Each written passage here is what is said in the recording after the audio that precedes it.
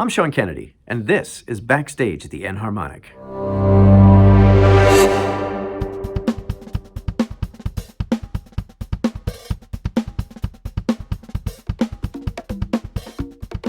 Today's guest is famed clarinetist and instrument designer Julian Bliss. Julian and I have been trying to get this interview together for well over a year, and through the magic of video conferencing, we were able to do the interview with Julian in London, England, and myself in Philadelphia, Pennsylvania. We start at the beginning, when Julian first fell in love with the clarinet. Then he discusses the transition from child prodigy to professional adult musician. The possibility of him parachuting out of a plane while playing Flight of the Bumblebee. What it was like playing for the Queen when he was only 12 years old. And we spend a lot of time talking about his ventures into jazz and his reimagining of many of Benny Goodman's classic tunes. I hope you enjoy this edition of Backstage at the Enharmonic. Hello. Hey, you hear me? I can hear you. Can you hear me? Sound beautiful. Thank you. Excellent. So thanks for doing this, man. I've been looking forward to it so much. Yeah, me too. Finally managed to get it to work. Sorry it's taken so long. Hey, that's all right. So my first question, what made you fall in love with the clarinet? To be honest, I'm not entirely sure. I come from a non-musical family, and yeah, music, even in grandparents and further back, there isn't really much music. Most of my family are engineers or similar. And one day I decided that I wanted to play music. But at that point, I didn't know what instrument I wanted to play. But I had this idea in my mind at the age of about 4, and I wouldn't let it go. And I kept on at my parents every day to let me play music. And in the end, they finally gave in. They gave me a recorder to start with, which it lasted a certain amount of time before I then kind of said I wanted to play something different. And I guess they did the only thing they could, took me to a fantastic local music school, and I had the opportunity to try everything. Wow. And one day they handed me a plastic clarinet, entirely plastic, designed for kids. And instantly I loved it.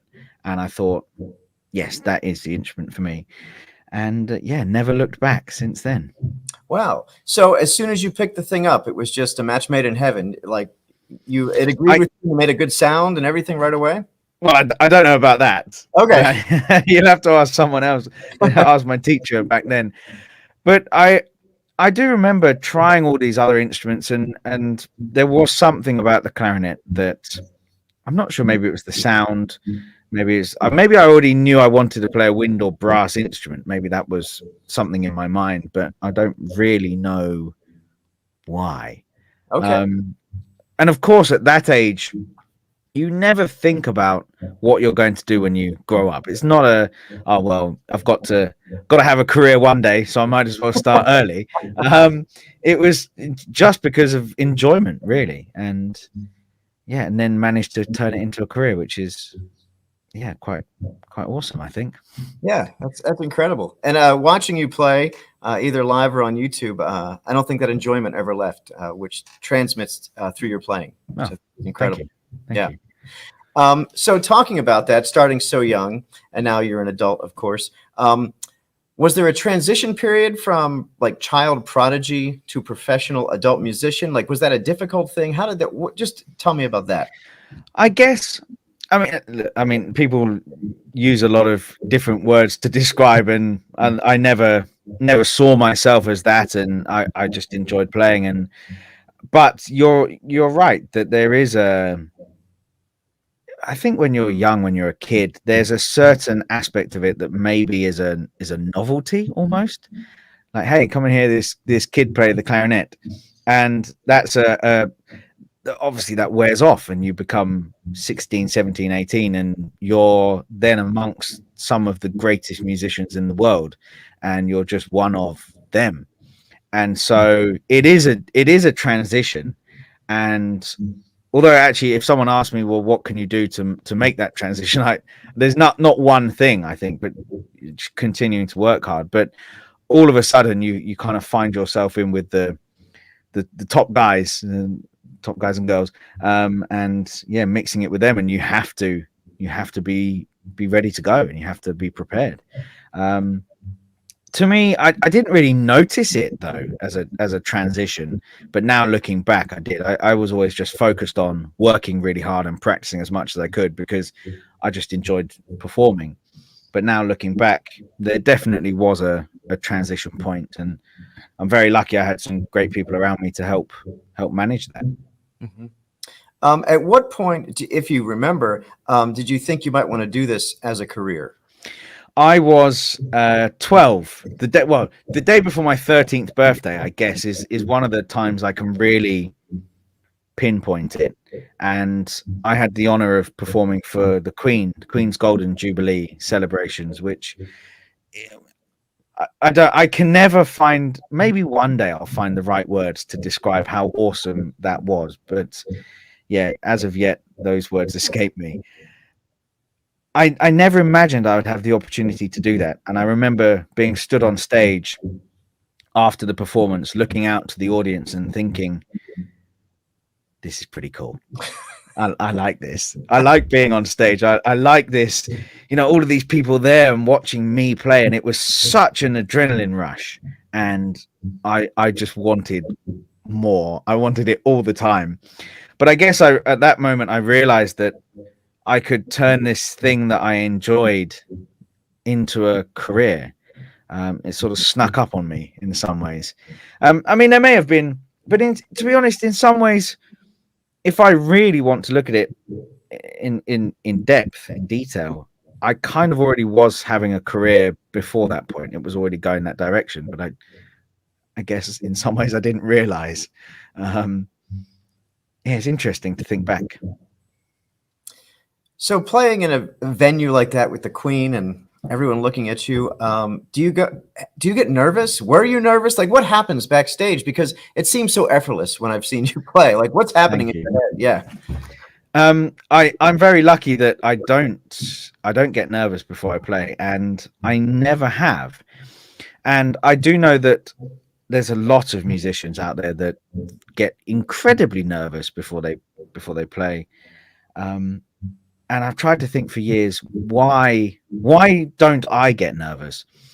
I think some of it feels very much like home. I'm so used to doing it for so many years that being on stage feels incredibly comfortable to me. And it's almost my favorite place to be. And I think also it's in preparation, and also you have to have a certain amount of confidence to walk out on stage and play and know that you can deliver a good performance, or hopefully a good performance. But to me, it's the audience give you that last 10% or something that you cannot capture anywhere else. In rehearsals, yeah, you make sure it's together, you play, but in performance, that's when the extra whatever it is happens. And I think what it is I really like the element of risk and the living on the edge and trying new things on stage and kind of pushing yourself and pushing and the other musicians as well. They're trying things, music, but they can be such subtle things. And that is what making music is about, is in the moment creating something rather than just going out and performing the piece the same way that you've practiced it over and over and over again and replicating that every performance. You have to, I feel like you have to have something in the moment with musicality or phrasing or dynamics or anything. But I love that, and it is a real adrenaline rush. And then when it works, it's great. When it doesn't, that's when you have to try again next time, I guess. But that's the joy of performing for me and working with other musicians, is in the moment you are creating something that is entirely new, and that's a lot of fun. So I'm going to go off script here a little bit. I did have questions prepared, but you made me think about another question. You talked about that element of risk. Is there anything you do outside of music that gives you some sort of adrenaline rush, like skydiving or I don't know, anything like that? Well, quite a lot of my family, like I said, were engineers, but then some of my other family are into motorsport. So riding motorcycles and driving cars and stuff. And so I do ride off-road motorcycles, and I do some track driving. I do enjoy a fast car hurtling around a track and trying to get that perfect lap. So yes, I am a bit of an adrenaline junkie in some ways. I've never skydived, although I do have, I think, an outstanding offer. That some this is hilarious. Someone said they would pay me $1,000. I think it should be more, but $1,000 to skydive with my clarinet. Skydive dressed as a bumblebee, playing Flight of the Bumblebee. Yeah, I think it should be more money, but I definitely would like to see that. Yeah, I mean, I don't know about the practicalities of it, but maybe one day I'll have to give that a go. I think I'd be terrified about it until I think a lot of people say that you're terrified until you jump out the plane, and then it feels the most amazing thing. But there is part of me that thinks, why would I want to leave this perfectly good plane? Why do I want to jump out of that? But yeah, cars and racetracks, I love it. I was first introduced to your music as you being a classical artist, kind of in a box, as a lot of things are. And then your septet stuff started coming out, and I'm like, wow, this is like killer. I love Benny Goodman and Gene Krupa. This is a multi-part question, I guess. Did you get any resistance from anyone that thought of you as a certain thing? And is there any difference in reception in European audiences and American audiences with the jazz that you're doing? Well, yes. I guess both of those in some ways. Okay. It's interesting because a majority of people were incredibly open-minded and incredibly supportive and thought it was a great thing to learn jazz and be involved in that, because to me it's all the same thing. It all comes from the same thing. But that's a conversation for later on. But there were some people, and the kind of passive aggressive Facebook messages saying that I was going to ruin my clarinet playing and that I was going to forget how to form an embouchure and forget how to play classical, and it's going to ruin my playing, which the more I think about it, the more ridiculous it seems. It's not like I'm going to learn jazz and then forget how to play classical clarinet. That is, it's just not possible. Well, in my mind, it isn't anyway. To me, the only things that would happen would be benefits. Having that ultimate freedom. When you walk out on stage and you're in the middle of a jazz tune and you don't really know what's going to happen until it happens. And it's the same thing. It's that element of risk. It's that element of creating something, because someone can play a solo and the whole tune goes off in a different direction and you end up somewhere entirely new. And no matter what you do, you can never recreate that another night. It's that one thing. It's in the moment. And I think to have that sense of freedom really does benefit the classical playing. And vice versa. I feel like having a classical technique or being based in classical technique informs and helps the jazz side. So for me, they're so close and so intertwined that I don't, some people have to consciously make a switch or change instrument or change reeds and ligatures and mouthpieces and all that. The only thing I do change, I play a slightly softer reed, and that's it. Wow. Everything stays the same. So. Wow. Cool. So let's see. Jazz-wise, have you ever done any saxophone playing or done jazz on bass clarinet or ventured into those areas? Someone many years ago suggested that I should play the saxophone, but I mean, I'm still learning how to play the clarinet, to be honest. It's one thing at a time here. No, to be honest, I've never seriously thought about it. And I think, yes, saxophone in jazz, it did become incredibly popular, but there's no reason why you can't also play any type of jazz on the clarinet as well, you know. And so I decided to focus on the one instrument mainly.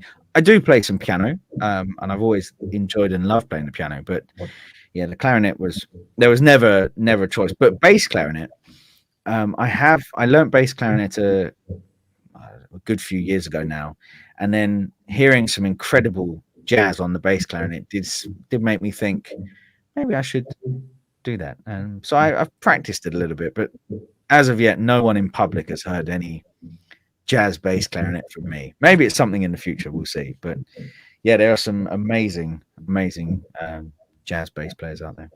Yeah, the one of my favorites is that Bob Mincer recording of Donna Lee with Jocko. It's ridiculous. Every time I watch it, it's a brand new performance. It seems like. Yeah, nice. Yeah, some really awesome stuff out there, really. So Benny Goodman tunes and Benny Goodman. The next portion of this, I just want to focus on Benny a little bit. I love all of his stuff. I think, well, I know this. His band is the one that got me playing. I'm a drum set player by trade. And when I was in 7th grade, I had a cassette in my Sony Walkman. I drive with my parents. I heard Gene Krupa. I'm like, that's what I'm doing. And I remember the moment on the New Jersey Turnpike, actually, over here. So I kind of go through and I like to play different tunes with my own quartet. And Smooth One is one of my favorite ones ever. What are some of your, like, maybe your top 3 Benny Goodman tunes that you like to play? Oh, I do like playing Airmail Special. That's a good tune. There's a little difficult bit in the middle. That's always troublesome to get together. And there are some recordings that are so unbelievably quick of that. And how do you keep up? But yeah, Smooth One is a good one as well. That's a really good tune. What else? It's funny when you need to think of them, then none come to mind. Right. Some of them. Trying to think of ones that he played, because there's now a lot that we kind of venture into that we incorporate in some of the shows that, you know, the Gershwin show. Right. Memories of You is an incredible, beautiful ballad. I always love playing that one. And I mean, look, you can't not like Sing Sing Sing, can you? Yeah, right. It's a staple. It is, and yeah, it always gets the crowd going as well. So I always enjoy that one. Oh yeah, earlier you asked about the difference between European and American audiences. I remember, and I never answered that question. Sorry. I do feel that there is a bit of a difference. And how do I word this? This is going to try and be diplomatic or put it nice. I don't know. I find American audiences are very outgoing. In a really good way. They're not afraid to make some noise, and you know, at times get up and dance in the aisles, and the more that you get from an audience, especially in jazz. I mean, I wouldn't suggest that in the middle of a concerto, but the more you get back from an audience, it's like it turns up the level, and then you start feeling that. So then you push the boundaries even more, and it just keeps going from there. So it just feels like a really fun atmosphere. But I wouldn't say that European audiences are not like that, but it's certainly American audiences, you really do pick up on that they go out, have a fun time. Let's go and enjoy it. And yeah, certainly very outgoing audiences, which is great. Based on everything I see on YouTube and what I'm listening to, you always perform everything live together. Is that accurate? Yes. Yeah. Recordings. Yeah. So the last recording we did, because some people do separate, they have people in booths and really separated. There are benefits to that, but there's pros and cons. So the last album we did, and you can see some videos, we were somewhat separated, but still all in the same room. So we had some screens between us. And we had cans on, headphones on, so we could hear the things that we wanted to. The reason we did that is you can have much more control over the sound, rather than you sometimes would get spill. Often the drums would then spill over into the clarinet mic. So then if you wanted to adjust the sound, it's a lot more limitations that way. So to have a bit of separation does help. But I don't like I understand why people do it, but for us, we do like to all be in the same room and all play together at the same time. And that's how we did the last album, and I think it worked out quite nicely. Yeah, it's great because I think there's so many things that are actually overproduced, and especially when I'm in the car, I do a lot of listening in the car, and I'm listening and I'm like, these guys were not even in the same room with each other. Other recordings, as soon as I put you guys on, I'm like, I could hear that, almost that sense of danger. Like there was that, I could feel the energy happening, and I'm like, these guys were definitely together. So I appreciate that. That's awesome. Yeah, and you can also tell, I think, sometimes if people record things at different times, like they have I think for small band stuff it doesn't work. For some big stuff, logistically, sometimes that's the only way you get the horn section in. Right. But for something that's a small group, there's so much of that kind of playing off each other. Mm-hmm. What the rhythm section do, some of their the way that they play, if they put emphasis on certain things that then inspire you to play in a certain way. So yeah, I don't think there's any other way of doing it, really. So your band itself, when you decided to go into this venture of jazz, had you already had connections with a lot of these guys, or did you just go, hey, I need a jazz band? Like, what had happened? Well, so I'll try and be quick about this whole story, but I was putting together a recording, or thinking about a recording of Copland's Clarinet Concerto, which was written for Benny. And the idea came up to include some Goodman tunes on that album, but arranged for clarinet and orchestra. And I hadn't thought about that before. So I thought, yeah, this might be cool. So I went home and started researching. And then I thought, well, it would be really nice to have drums. And then I thought, wow, it'd be nice to have a bass in there to give, you see where it's going. And it just kind of grew. Right. And then I thought, I then listened a lot, and I loved the sound of the clarinet and vibes together. And so I was like, we have to have vibes. And I think how we ended up settling on this lineup is that we wanted to do a lot of the Goodman small group stuff, but also be able to create a bigger towards big band sound when we needed it for some of those tunes like Sing Sing Sing. So to have the options and the variety in sound was quite important. I first met Neil Thornton, piano player, and he'd done a project with a singer, and then from there we both he knew some people. His son, actually, Tim, is the bass player, and so we kind of I heard some people play and asked them if they explained and asked them if they'd come and play, and yeah, we just put people together that we thought might work. And it's I remember the first concert, it was so much fun. And I mean, the lineup that we have now, we have had for a number of years, is amazing. And every time we do a concert, it's like my jaw is on the floor, and you hear these guys play night after night, and some of the most, I can't describe it. It's sometimes you just want to put your clarinet down and say, you know what, I can't do it. For example, I mean, they're all standout musicians, and I guess the biggest thing is we all get along really well. So when we tour, we do every other year, we do a tour of the US, and it's 10 or 11 concerts, and we're on the road for 2 weeks.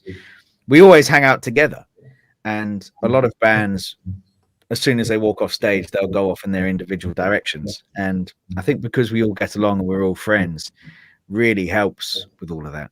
And I hope the audience can pick up on that as well. Does that dynamic, playing with this jazz group, is that impacted? I'm just thinking the backstage scene with an orchestra. It's a little different than hanging with a jazz group. Has that, when you're at the classical concerts, it's a whole different thing, but just has it changed anything for you backstage, or wishing, you know what, I wish the jazz guys were here? I don't know. No, it is different. And with an orchestra, often as a soloist, you go in on your own, you go and do the rehearsals, you work with the orchestra and the conductor, and then you leave, and you're not around unless you have someone there with you, but most of the time you're just on your own.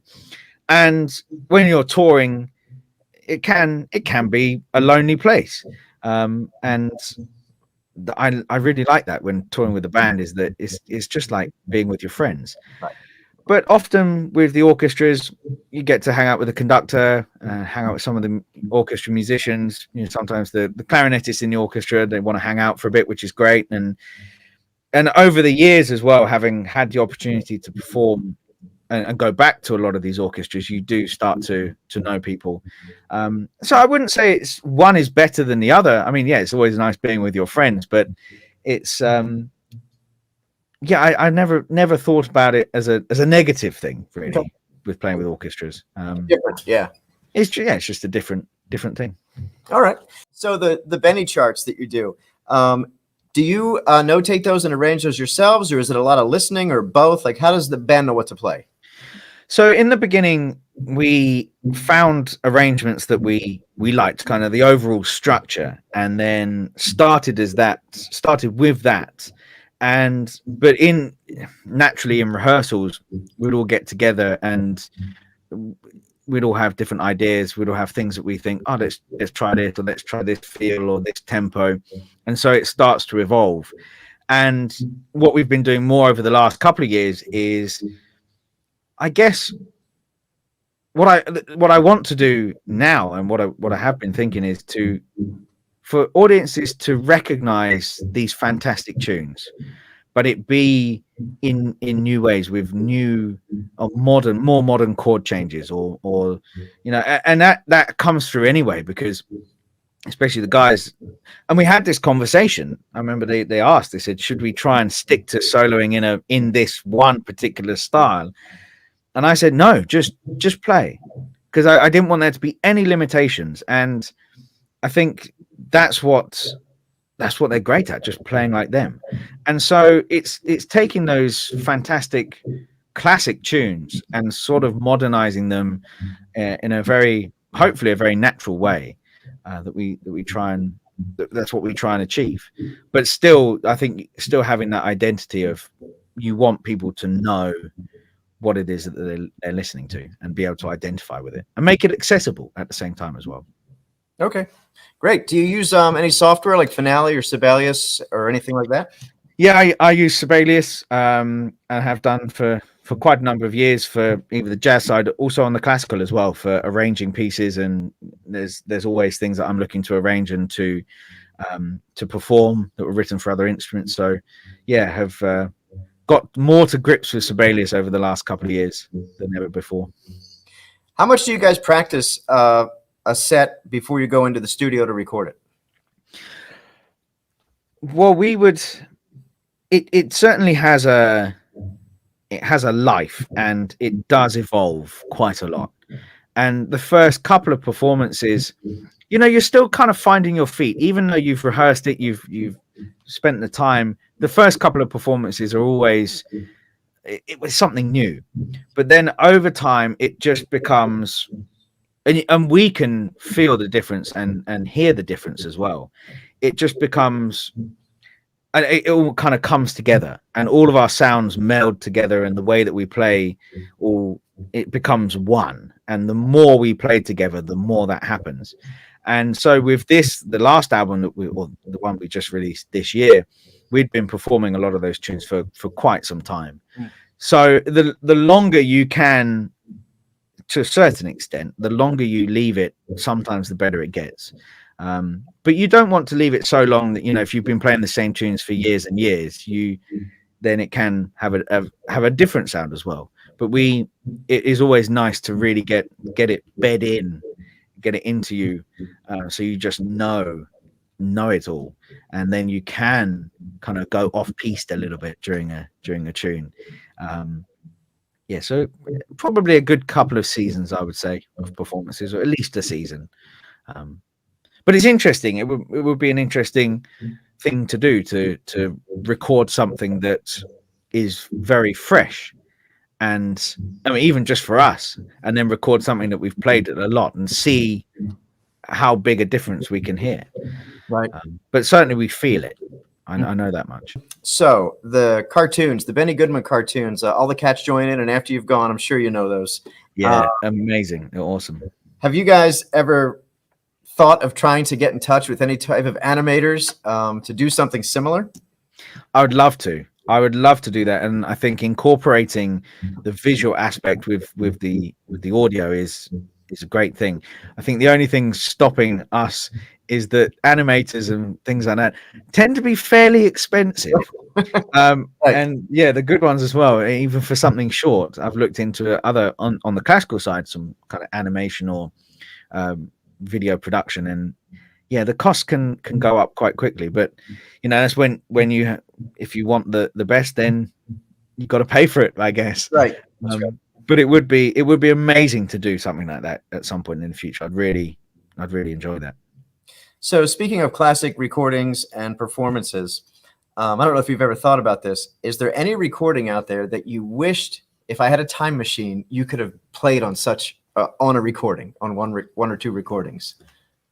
I think the first one that comes to mind, and because I was listening to it today, was Ella Fitzgerald and Duke Ellington, which is live at Duke's place. Is that what it's called? Yeah, awesome album. And yeah, if I could have played on that, I would have been. I mean, to be honest, any of those, any Ella Fitzgerald album, any Frank Sinatra album, I love those singers. You know, Nancy Wilson, for example, some of the most amazing voices. And yeah, if I could have played on any of those, although actually now thinking about it, I think I would have almost done anything to have the opportunity to play with Oscar Peterson. Oh, but I probably would have been too scared to play a note, because I mean, ridiculously good. It's just I was trying to describe it to someone the other day, and the only way I can describe it is it's just right. It's just what it should be. Mm-hmm. If someone asks how should jazz piano sound, to me that's it. So effortless, and I could go on for hours talking about it, but it's just the touch that he had on the piano, and of course there are other incredible, amazing jazz piano players, but for something about Oscar's playing that I could just listen to all day, every day. Yeah, a testament to that was a couple of years at the NAMM show. I don't know if you saw it. Outside of Yamaha, they had a piano set up that had some computer stuff, and it was playing Oscar Peterson solos. Like someone had done that, and you could see the keys going down. The guy wasn't there. It was basically a robot, but there was a huge crowd around it because it was Oscar's music being played on the piano, which is incredible. Yeah, Steinway have a system as well, and they've managed to take actual audio from those classic performances and extract it. And I remember, I think it was Duke, and I pressed the button on the iPad, the app to play it, and I just sat back, and the piano played exactly his touch, as if he was there, and it was really weird, actually. Yeah. But amazing. Mm-hmm. And it's like you were there, and they were playing the piano in front of you. Right. There's some really cool technology around these days. So speaking of technology, the pandemic, we've all been dealing with this and COVID. Have you learned anything new being cooped up for all these months? Have you acquired any new skills, any new appreciations, anything like that? Yes. In terms of audio recording equipment, I went down that rabbit hole, and I think what it was, after a couple of months of being locked up at home, and it was challenging times for everybody, and there are people out there that had things far worse, unimaginable compared to me not having work. So it almost feels bad to say that, but after a while of the phone ringing and everything being postponed and cancelled, I kind of feel a bit lost almost, and I thought there has to be something I can do.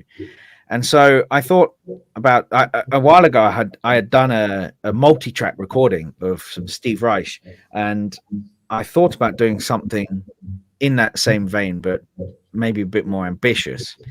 And so I decided that having a good pair of microphones would be something that I probably should have anyway. So I started researching, and people know what it's like. You start looking at one level and you think, oh, for just a bit more, I could have this. And then you think, well, if I look after them, then they'll last forever. I mean, not forever, but as long as your playing career, really.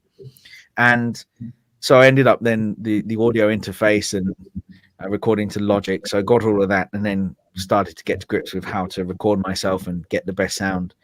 And in the end, recorded this EP, which comes out June 11th, I think. Oh, nice. And it's American band music.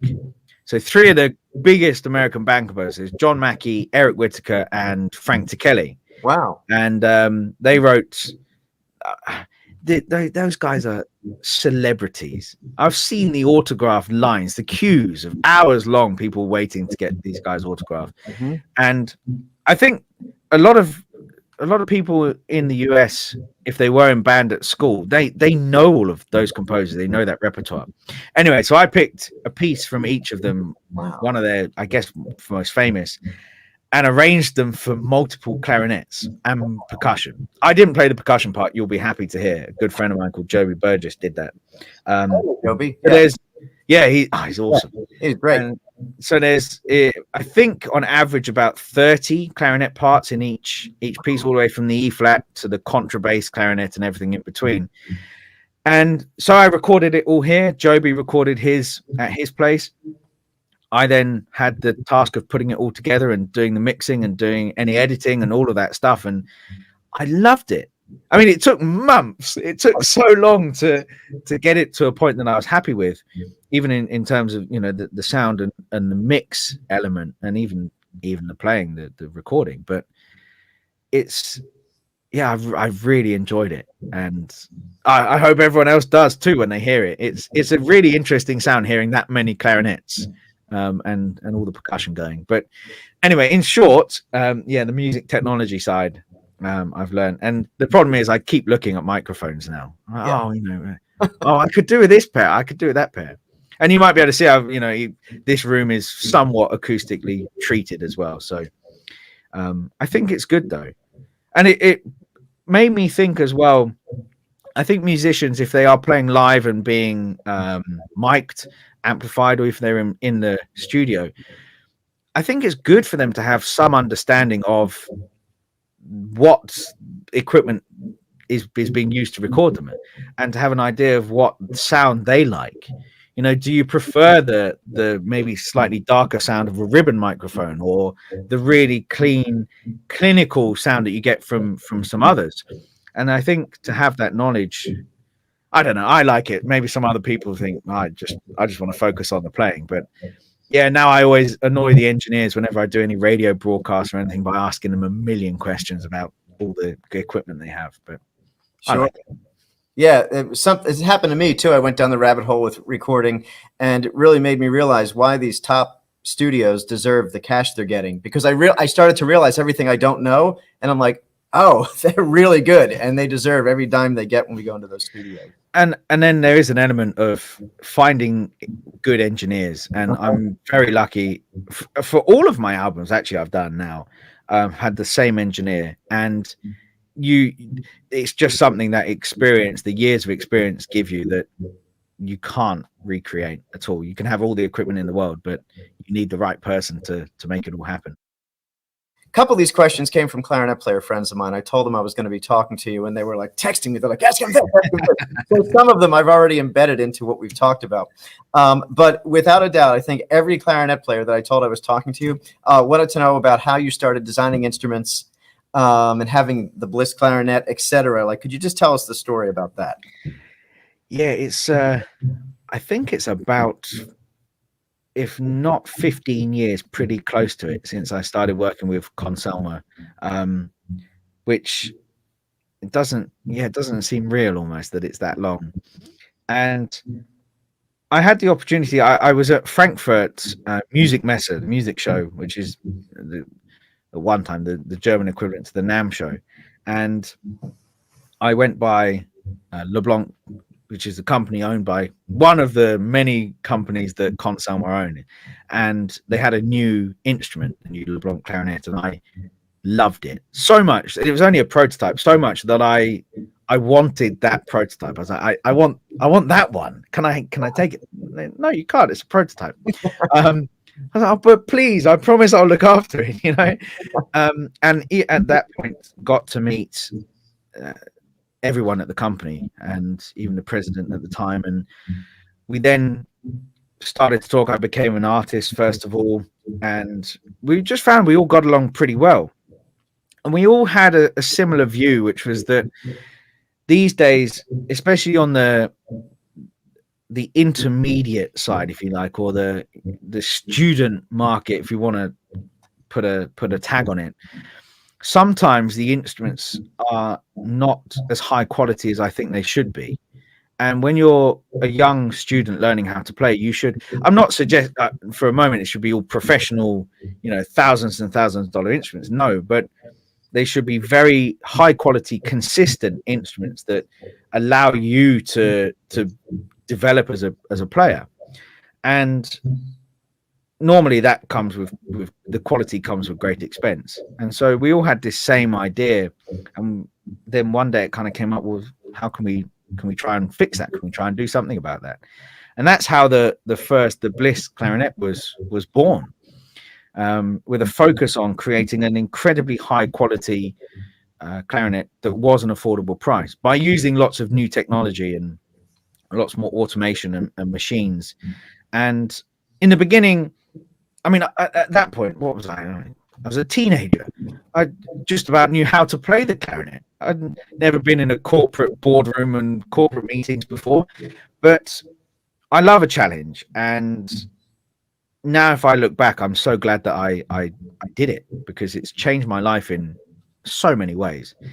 And so at the beginning, I didn't know anything about the engineering side, but very quickly started to learn that side of things. You know, then they would give me a prototype instrument, I would try it, and I would give very, you know, artistic feedback, you know, a darker sound, warmer sound, brighter, this tuning, and then they would have to interpret that in numbers.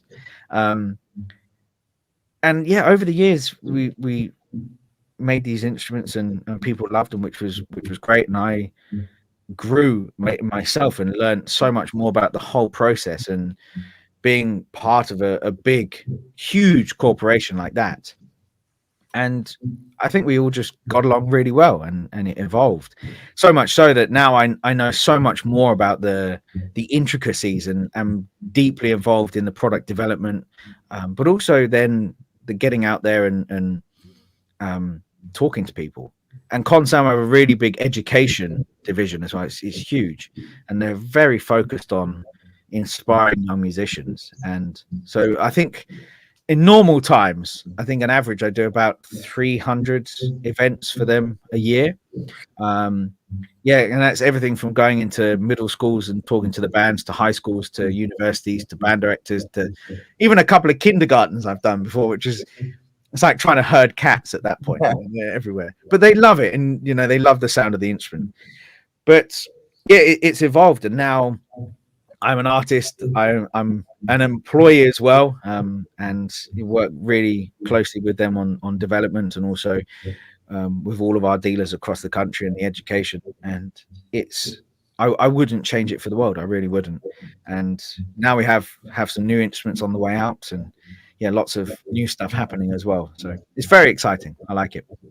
Oh, that's great. Yeah, thanks to them, I got to meet you, because I was out there doing some business with the percussion guys at the NAMM show, and I'm like, is that Julian Bliss? It is Julian Bliss. So good on NAMM show. I missed it. I missed it this year. It was a shame. I can't wait. I think it's happening again. I think Nashville's happening, so hopefully the winter one happens. Yeah. Fingers crossed. Yeah, I know. Hopefully we'll be able to meet in person. Yeah. So if you had one or two things to just say to a kid that wanted to go into music as a career, what would your advice be? I can't claim this piece of advice because it was very simple, but given to me by someone I look up to, and yeah, one of the greatest jazz musicians of all time, Wayne Shorter. And Yeah. Oh, just Wayne Shorter. You know, first of all, the nicest person I've ever met. He's such a lovely man, and so giving and sharing his ideas, and some of the stories he has are incredible. But I had a fangirl moment, and one of the first times in my life I asked someone to autograph a picture, and I asked him if he'd do that, and he wrote on it, "Never give up." And it's such a simple piece of advice, but it's so true. In music, in anything, I think for young people, for them to realize it's not easy. Being a musician is not an easy thing. The practice can be hard. It can be challenging. There can be times where you feel like you're not getting any better. And sometimes you think about just stopping, especially when you're young. You think, oh, this is hard, I'm going to do something else. But you have to keep going. You have to persevere in order to get the success to get to the level that you want. And I think it's that realizing that it does take a huge amount of work and dedication, and you won't always succeed. You know, you'll go for an audition, you'll go for a job, and you won't get it. And yeah, it will get you down. You think, oh, that's a shame. But always try and use it as a learning experience to think, what can I do better for next time? And I think it's that constant quest for improvement, and I was going to say quest for perfection, which I guess it is. We're all chasing the perfect performance. It doesn't exist. There is no such thing, but we're all going for that perfection, and I think it's that keeps driving you. So listen to musicians you look up to, listen to them talk, and yeah, just don't give up, and you can. I think the other thing for young people, so I know I'm taking this answer and I'm going elsewhere with it, but for young people, they see these great musicians, and sometimes they think, I can't do that. They hear someone play and they think, I'll never be that good. But you have to think, why not? Why? It's entirely possible. If they've done it, then so can you. It just depends how much you actually want it. And it's all out there. You can have anything you want. Well, not within reason. Yeah, if you want to put the time and the effort and the dedication into it. So yeah, in short, never give up. Beautiful. Excellent. Well, this was a real pleasure. I really appreciate you taking the time, and I'm glad it finally happened. Yeah, me too. Thank you. If people want to find you on the internet, where should they go? What's one of the best places to find out what's going on? So my website, julianbliss.com. You can find me on there. I'm fairly active on the old social media channels, so Instagram and Facebook. You can find me on there. I try and post as regularly as I can, and all the recordings are also on Spotify and Apple Music and Amazon. Whatever your streaming service of choice is, you should be able to find them there. Well, outstanding. So thank you very much. I hope you have a great weekend, and hopefully we'll be able to connect again in person at the NAMM show this coming year. I can't wait. All right, Julian. Thank you very much. Thanks. Bye-bye. Thanks again to Julian Bliss for being my guest here on Backstage at the Enharmonic. And a special shout out and thank you to Doris Hall-Galati, Rose Butikoffer, and Chris Colinari for helping me formulate some meaningful questions for Julian. Thanks for listening. Thanks for checking out this edition of Backstage at the Enharmonic. For more great interviews like this, please visit my website, www.seanjkennedy.com, and click the podcast tab.